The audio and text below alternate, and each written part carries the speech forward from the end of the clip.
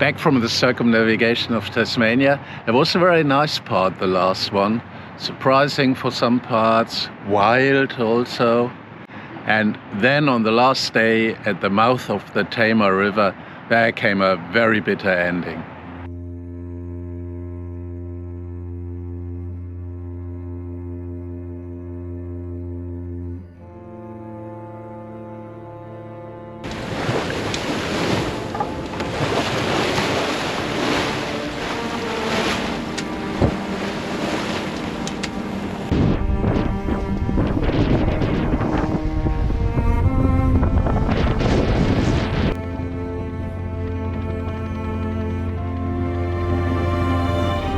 As a proper tourist does, I start with a harbour cruise of Hobart.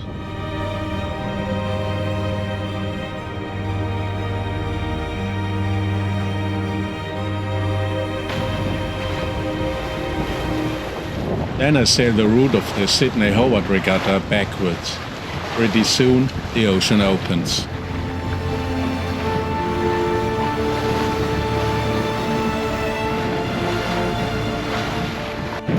Cape Raoul, and you need your own boat to appreciate this wonderful landscape.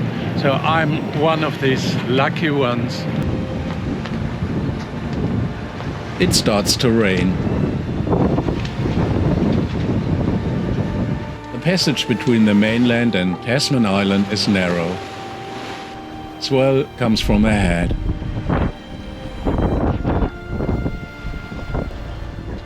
I feel trapped between rock faces. Shortly before Cape Howe, the seal is boiling. All of a sudden, the wind is gusting at 40 knots. Despite the leeward shore, the waves are already poisonous. I make my way to the next anchorage. Next morning, I take a look at the cape from land.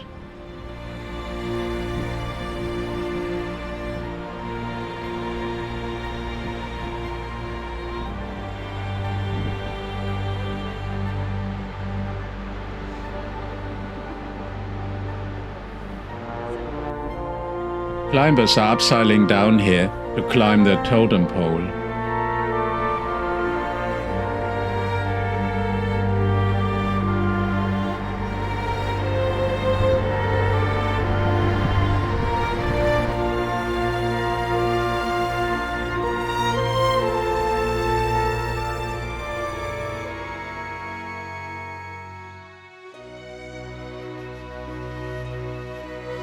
I know REYKJA Island from previous visits.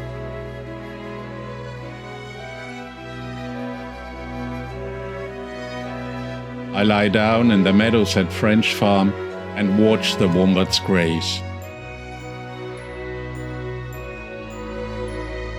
What I've never seen before is Seals Island.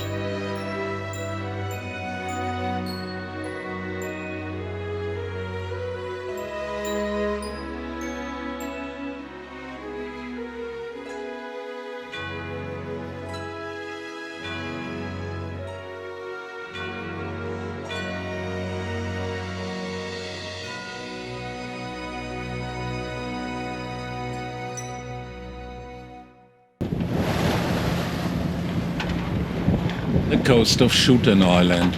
I'm fascinated. Pink granite blocks in bizarre shapes.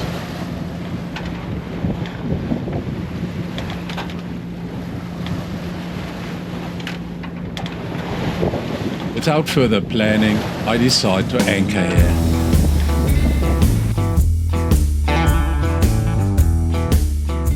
The next afternoon, I set off for Bear Hill.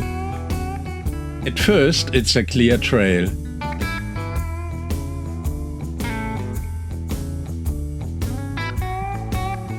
Then there are sparse, faded markings. And finally I get lost.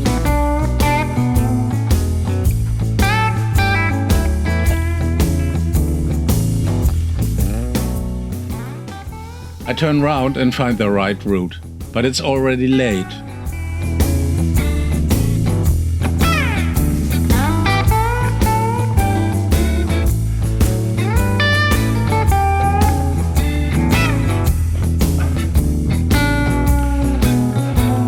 great to be on top. I've made it, but only just. It really tended to become a bit like mountain climbing. No more scrambling, but yes, good to be here. I get lost again on the descent.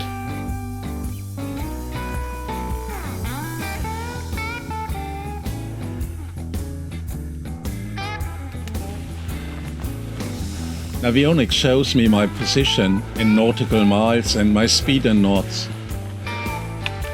I'm definitely going slower than REYKJA when she's drifting.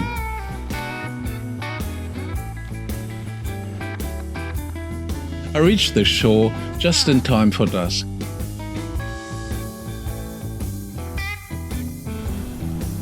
The coast slowly changes from wild granite to human-dominated landscape. I have to anchor in a bay where the swell passes underneath me. There is a queasy feeling all night. Then REYKJA suddenly slows down. I go into the water, trying not to think about white sharks and the 17-degree temperature, and cut a large seaweed off the propeller.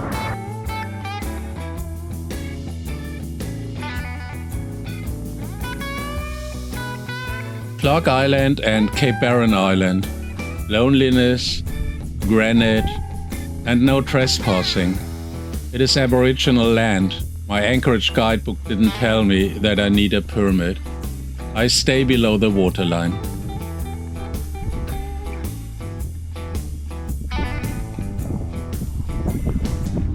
There are landscapes that are just beautiful.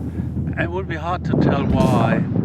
You just sit down, look around, and you feel this is the right place here.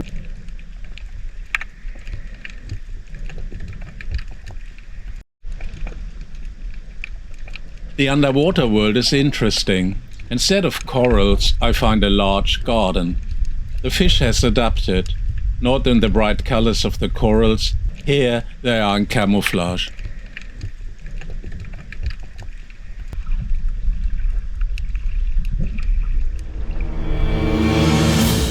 The weather forecast predicts a massive change. A storm front is coming up behind me. My destination is Pilot's Bay, a sheltered jetty at the mouth of the Tamar River. There also seems to be less wind. In the evening, the sky is blood red.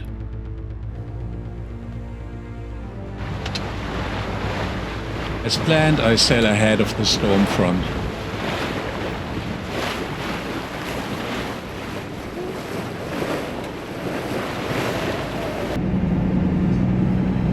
Dusk sets in.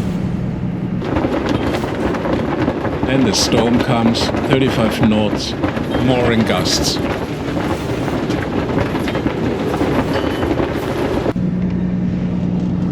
The Tamar is choppy, visibility is miserable. I head into Pilot's Bay with a tailwind,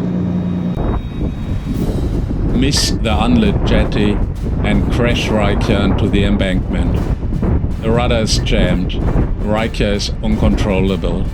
With the help of Jörg and Peter, we attach 2 mooring lines to the opposite shore. I winch REYKJA back into the rising tide, against the storm, away from the shore. She's got a leak. I have to pump every hour. Leak Hero turns out to be a fake. Epoxy compound helps a little. Raoul pulls me through the small entrance to Pilot's Bay with his tugboat. How did I even find it in the dark?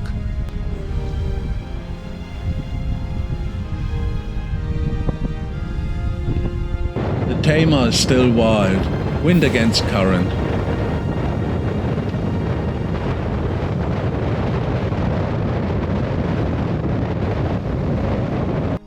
After 5 hours, I land in Launceston. Not as planned under my own steam.